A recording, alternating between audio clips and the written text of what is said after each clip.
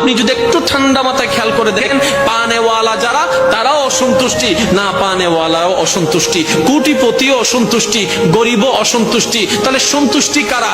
তখন ইসলাম উত্তর দেয়, পাও কিংবা না পাও, যতটুক পাও, কম পাও কিংবা বেশি পাও, সর্বদা যদি সুখী থাকতে চাও, পাও না পাও সর্বদা আলহামদুলিল্লাহ বলে আল্লাহ শুকরিয়া আদায় করতে থাকো।